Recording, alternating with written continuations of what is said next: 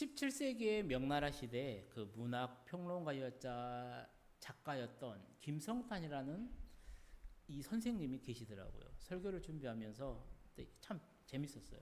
이 글이.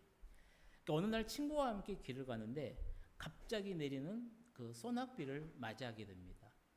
그래서 더 이상 이제 길을 갈 수가 없어서요. 이제 이렇게 버려져 있는 한 조그마한 산사에 들어가요. 그래서 그곳에서 친구와 이런저런 이야기를 하다가 행복한 순간이 언제였지에 관한 행복에 관한 이야기를 친구와 나누게 됩니다. 그리고 친구와 나누다가 이제 말이 잠시 끊겨지고요. 혼자 내 삶 가운데서 행복한 순간이 언제였지? 라는 생각을 하게 돼요. 그러면서 33가지의 유쾌한 순간들이라는 그 글을 적게 됩니다. 그 글 가운데 이제 3가지를 소개해 보면 첫 번째는 이런 글이에요. 때는 7월이 어느 뜨겁고 무거운 날, 태양은 중천에 떠 있고 한 줄기 바람도 구름조차 한 점도 보이지 않는다. 앞 뒤뜰 모두 마치 난로 속과 같이 뜨겁고 하늘을 날던 새조차 그림자를 감췄고 온몸은 땀으로 흠뻑 젖었다. 점심을 먹으려 했으나 무더위 탓에 젓가락을 들 마음조차 내키지 않는다. 돗자리 가져다가 마당에 깔고 그 위에 벌렁 들어 눕는다. 돗자리를 깔았지만 땅에서는 습하고 눅눅한 기운이 올라오고 파리들은 목덜미에 들러붙고 콧등에 앉아 쫓아도 도망도 하지 않는다. 이쯤 되고 보면 정말 속수무책이다. 이때 호련 천둥이 우르르 쾅쾅 울리며 먹장 같은 구름이 하늘을 뒤덮어서 전쟁터로 향하는 백만 대군과 새 북소리를 방북해 한다. 이윽고 처마에서 빗물이 폭포처럼 떨어지기 시작하니 온몸에 땀은 잦아들고 땅으로부터 후덥지근하던 열기도 사라지고 파리들도 어디론가 날아가 사라져 버렸으니 이제야 비로소 밥을 먹을 수 있게 된다. 이 또한 유쾌한 일이 아니고 무엇이겠는가. 두 번째 이야기는 이래요. 아무도 없는 텅 빈 방에 홀로 앉아 생각에 잠겨 있다. 이윽고 밤이 되자 침상 맡에 쥐란 놈이 나타나서 제법 성가시기 군다. 도대체 내 물건 중에 무엇을 갈고 있는지 달그락달그락 요란스럽다. 내 책 중에 어느 것을 찢고 설고 있는 걸까? 이런저런 생각에 마음은 미혹하여 어찌할 것인가를 궁리하지도 못하던 차 호련 무서운 표정의 고양이 한 마리가 나타나 꼬리를 흔들며 눈을 크게 뜨고 다가온다. 나는 옴짝달싹 안 하고 숨 죽인 채 소리도 없이 바라만 본다. 잠시 엎드려 낌새를 엿보던 쥐 바로 그때 바람처럼 질주하여 사라져 버린다. 이 또한 유쾌한 일이 아니고 무엇이겠는가. 오랜 여행길에서 돌아온다. 집 대문이 멀리 보이고 시냇가의 여자들이며 아이들 모두 고향 사투리로 말하고 있다. 이 또한 유쾌한 일이 아니고 무엇이겠는가. 이 김성탄 선생이 인생을 살아가면서요. 자신이 행복을 느끼고 유쾌함을 느낀 그 순간들을 이렇게 썼습니다. 그중 하나가 이 짧은 글이에요. 오랜 여행을 마치고 고향으로 돌아올 때 행복을 느낀다라는 거예요. 왜냐하면 자신의 대문의 집이 보이고요. 시내가의 여자들과 아이들이 그 대화를 나누는 가운데 익숙한 사투리가 들린다라는 거예요. 그럴 때 행복을 느낀다라는 겁니다. 사람은 누구나 고향을 그리워해요.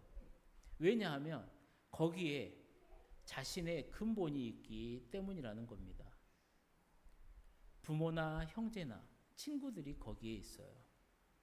어린 시절 추억이 남아있는 곳이 고향이라는 겁니다.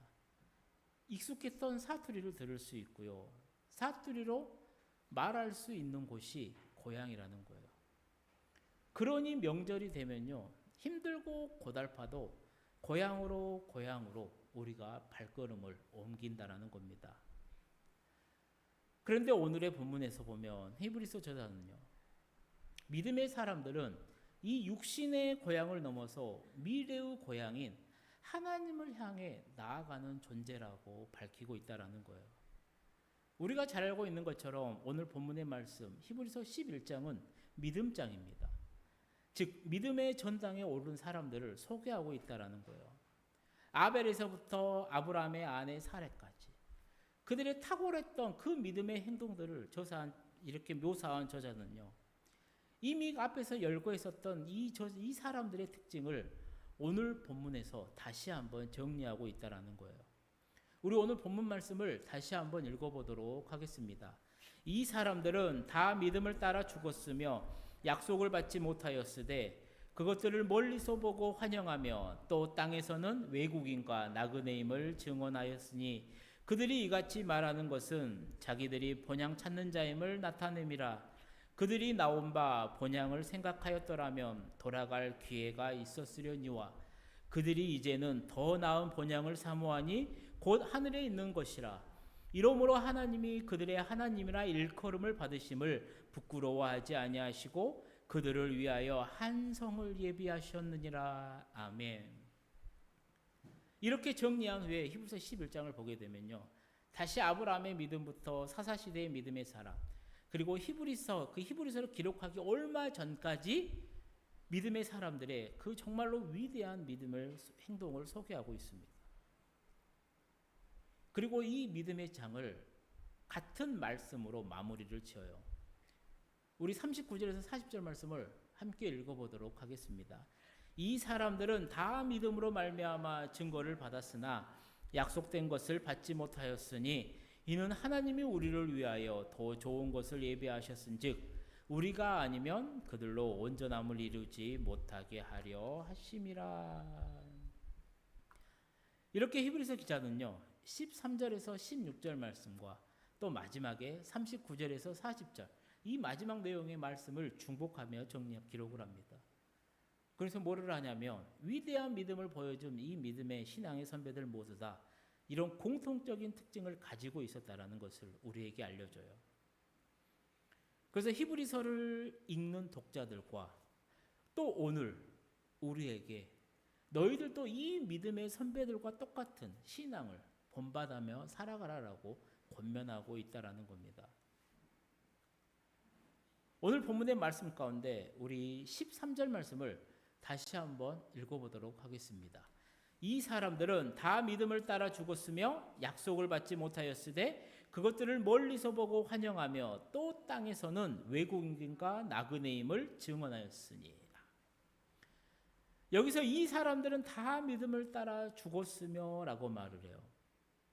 그러니까 이 사람들은 누구냐면 히브리서 기자 앞에 있는 모든 사람들을 의미하기도 해요. 그런데 좀 더 집중해서 바라보게 된다면요, 아브라함, 이삭, 야곱까지 해서 이스라엘 민족들을 이끌었던 그 족장들을 가리킨다라고 보면 돼요.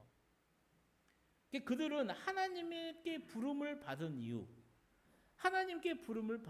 그들이 죽을 때까지 성경이 뭐라 하냐면 믿음을 버린 적이 없다라고 말하고 있다라는 거예요. 그러면서 그들의 신앙의 특징을 말을 해줘요. 그들은 약속을 받지 못했다라는 거예요. 그러니까 어떤 약속이냐면 뭐 후손에 대한 증대, 아니면 가나안 땅에 대한 약속, 이런 약속을 받지 못했어요. 두 번째 특징이 뭐냐면 하지만 그들은 그것들을 멀리서 보았다라는 겁니다. 세 번째는 뭐냐면 그리고 그것들을 환영했다라고 해요.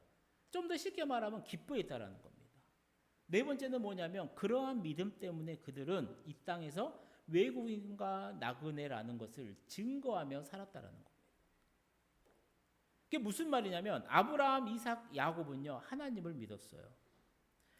하나님이 약속하심을 믿었어요. 그런데 그들의 생전에 그 약속이 성취되지 않았다라는 겁니다. 그런데 중요한 게 뭐냐면 그들은 죽을 때까지 그 약속이 성취되지 않음을 그것을 보고요 낙심하지 않았다라는 거예요. 그리고 성경은 분명하게 말을 해요.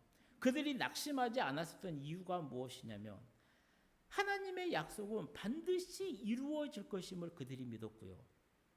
자신들은 이 땅에서 죽으면 끝나는 존재가 아니라 자신들은 미래의 고향인 하나님을 향해 나아가는 존재라는 사실을 명확하게 알고 있었기 때문이라는 겁니다.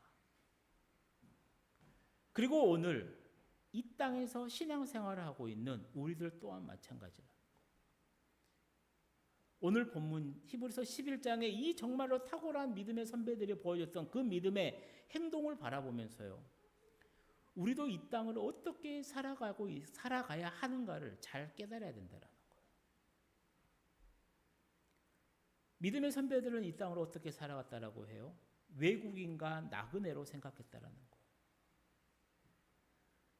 그래서 성경을 보게 되면요, 이들의 그 신앙 고백이가 그들의 대화 가운데 이러한 사상이 정확하게 드러납니다. 우리 성경 몇 구절 읽어볼까요? 아브라함입니다. 창세기 23장 말씀이에요. 나는 당신들 중에 나그네요 고려하는 자이니 당신들 중에서 내게 매장할 소유주를 주어 내가 나의 죽은 자를 내 앞에서 내어다가 장사하게 하시오. 아브라함이에요. 야곱은 뭐라고 고백하냐면 창세기 47장입니다. 읽어보겠습니다. 야곱이 바로에게 아뢰되 내 나그네 길의 세월이 130년입니다. 내 나이가 얼마 못되니 우리 조상의 나그네 길의 연조에 미치지 못하니 험악한 세월을 보냈었나이다. 다윗은 이렇게 고백을 해요. 나는 주와 함께 있는 나그네이며 나의 모든 조상들처럼 또도나이다. 신약시대 베드로는 어떻게 고백한지 아십니까? 이렇게 고백을 해요. 사랑하는 자들아 거류민과 나그네 같은 너희를 권하노니 영혼을 거슬러 싸우는 육체의 정욕을 제어하라. 우리가 잘 아는 바울도 이렇게 고백을 합니다. 그러나 우리의 시민권은 하늘에 있는지라 거기로부터 구원하는 자 곧 주 예수 그리스도를 기다리노니. 아멘.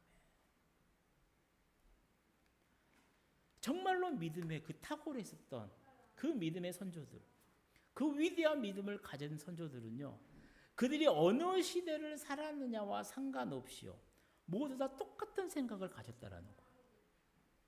그 생각이 뭐냐면 즉 아브라함, 야곱, 다윗, 베드로, 바울 모두는 같은 생각을 가지고 이 땅을 살아갔다라는 거예요. 성경이 우리에게 이걸 알려주는 이유는 하나라는 겁니다. 너희들도 똑같은 생각을 가지고 살아가는 거예요. 그래서 그들의 삶을 보면 두 가지가 분명했어요. 첫 번째는 뭐냐면 이 땅에서의 삶이 외국인과 나그네와 같았다라는 거예요. 외국인과 나그네 같았다라는 거예요. 두 번째는 뭐냐면 우리는 미래의 고향인 하나님을 향해 나아가는 존재이고 하나님은 우리를 향해서 우리를 위해서 모든 것을 다 준비하셨다라고 믿었다라는 겁니다. 우리가 정말로 위대하다고 믿었던 생각하는 이 믿음의 선조들은 이 두 가지의 생각이 분명했다라는 거예요. 이 땅에서의 믿음의 삶은 힘들다라는 겁니다. 누누이 말하잖아요.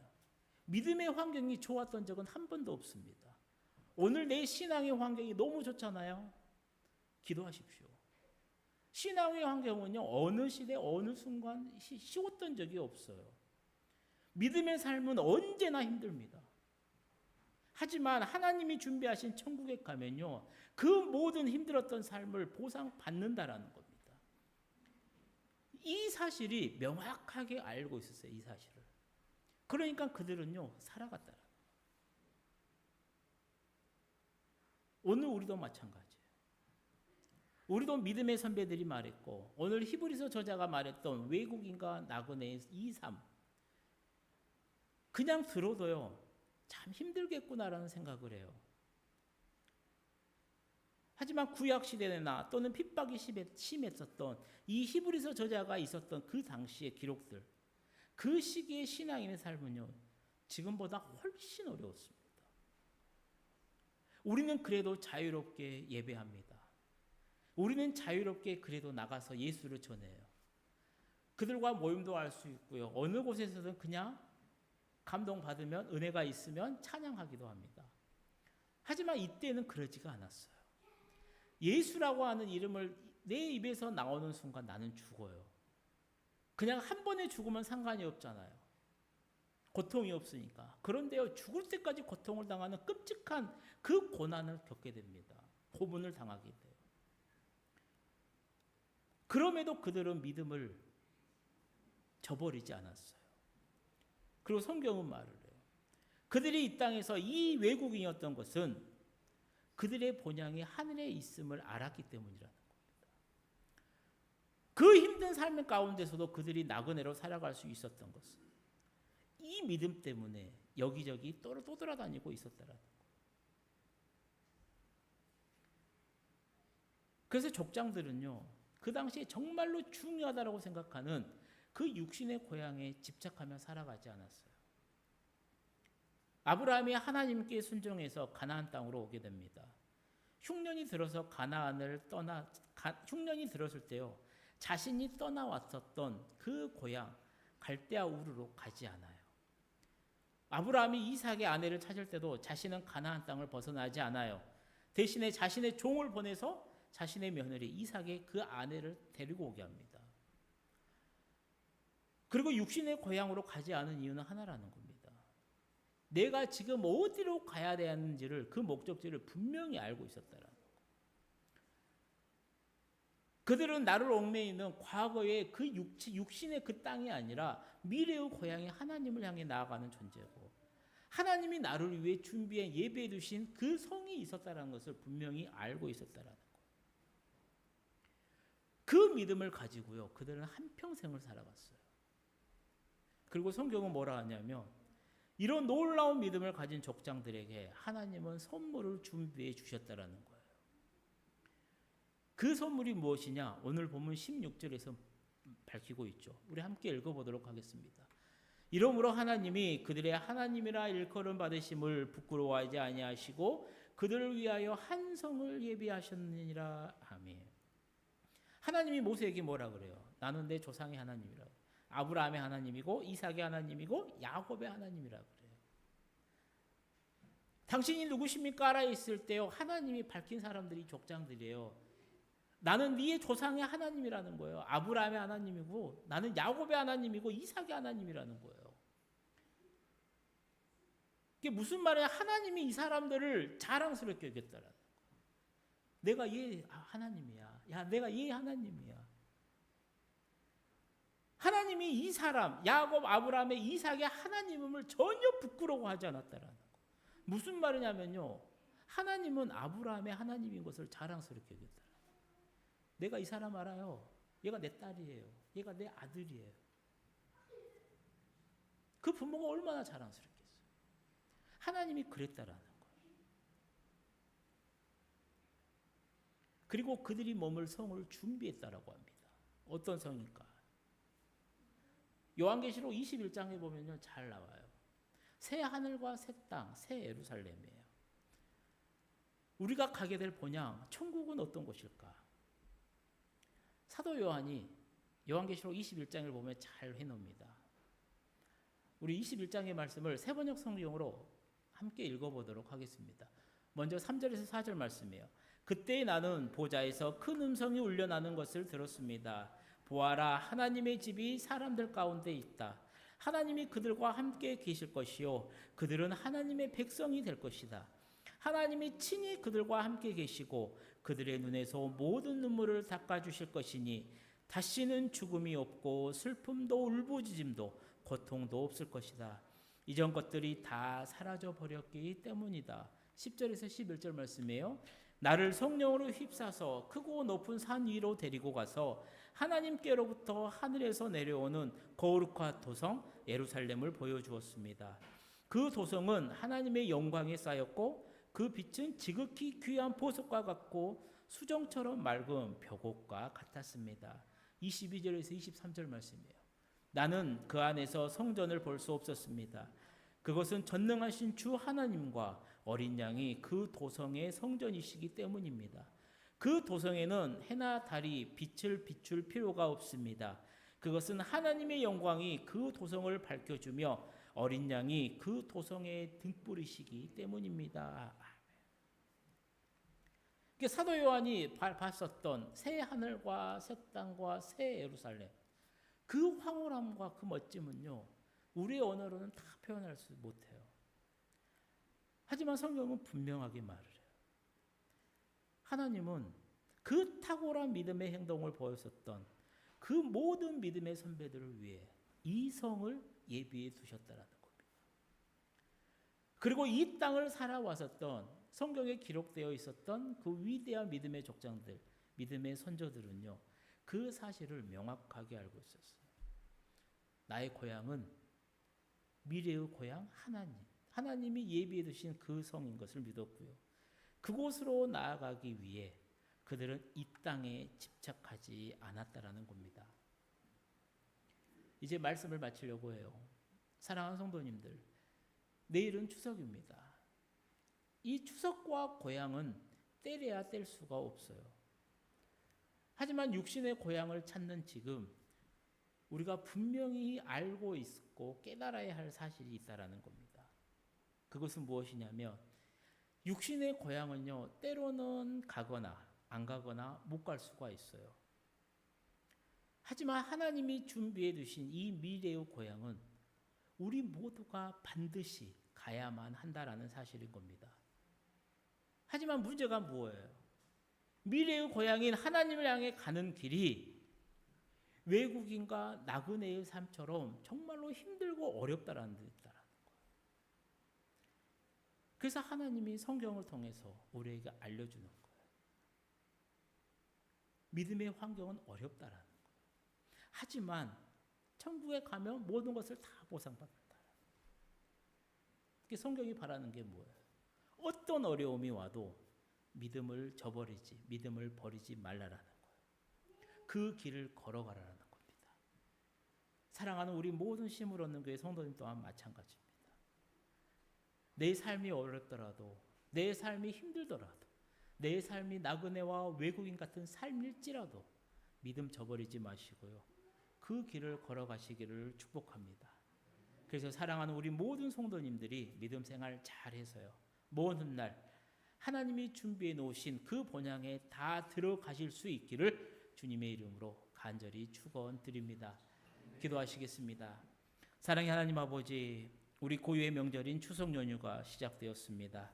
많은 성도가 고향도 찾고 또 고향에 가는데 이 시간 우리가 진정으로 사모해야 하는 고향은 미래의 고향인 하나님임을 분명히 깨닫고 알게 하셔서 믿음 생활이 아무리 힘들어도, 삶이 고통스러워도, 육체가 나를 힘들고 어렵게 하더라도 주님을 향해 나아가는 그 믿음 변치 않고 우리 모두가 하나님이 계신 그 천국에 들어가는 그 날을 기대하며 믿음 생활 승리할 수 있도록 우리를 인도하여 주옵소서. 예수님의 이름으로 기도드립니다.